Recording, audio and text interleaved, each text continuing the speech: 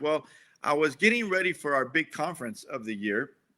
And by the way, Nazareth, you stop me anytime you need to, okay? I was getting ready No, for our okay. biggest conference of the year, Rock Conference. February the 6th was opening night, 2020, mind you. Okay, and I was meditating on this passage in Isaiah 60, verse 2. Darkness is going to cover the earth, deep darkness to people. And I was doing my daily devotions one day, reading Luke 22, and Jesus was in the Garden of Gethsemane. And he comes back to his three disciples after three times, and he says, wake up, rise up, rise up. And that caught my attention, rise up, because Isaiah 60 says, arise and shine, rise up. And then he said, my betrayer's at hand. And here comes Judas and the big crowd. And listen to this. Jesus said to them, do you come at me with swords and clubs? I was daily teaching you in the temple, and you didn't try to arrest me. But this is your hour and the power of darkness. And that really hit me. And the Holy Spirit says something to me. See, Jesus said, every day I'm teaching in the temple, and it's not against the law. You don't try to arrest me, but now you're going to arrest me. It's because it's your hour. See, it's a time and the power of darkness. And the Holy Spirit said, when darkness comes, laws change. When darkness comes, laws change. I had no concept of this, but he began to remind me back with the beginning of Daniel, the three Hebrew boys. They made a new law. When the music plays, you have to bow down to this statue, and they wouldn't bow down. So what happens? Into the fiery furnace.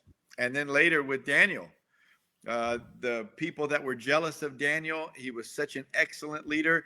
They went to the king and said, King, make a new law that anybody that prays to any other god except for you, O king, for the next 30 days is going to be thrown in the lion's den. He made the law, and guess what? Daniel's thrown in the lion's den. Esther, the book of Esther, it's about this wicked Haman going to the king saying, you need to make a law against these Jews, right? And so the Holy Spirit said, when darkness comes, laws change. Now listen to this. So on February the 6th, and the Lord also said to me, start pushing the ministry of the church down into homes. Start pushing the ministry of the church down into homes. So on February the 6th, I get up. I know nothing about a virus. I know nothing. But what I do know is that the Lord has prompted me about a darkness that's coming to the earth. And it's a darkness that's going to cover people. And that when darkness comes, laws are going to change.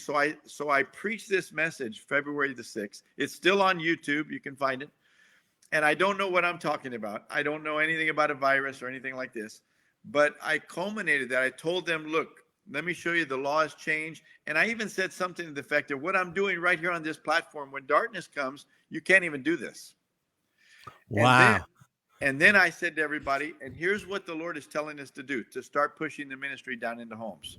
Now, when the conference was over, I got all of my lead pastors together from all of the various campuses. And I said, look, God is saying this. We need to push the ministry down into homes. And they were saying, why are we doing this? They're not rebellious, but they just didn't understand, like, why do we need to do that? I said, because the Lord is saying there's something happening and we need to do it. Well, that was about February now, the 10th, 11th, 12th that I met with them to help them to understand. And then March 11th, COVID is declared a pandemic. And all the church campuses get closed down and shut down. And all of my campus leaders said, hey, you were right. You were right.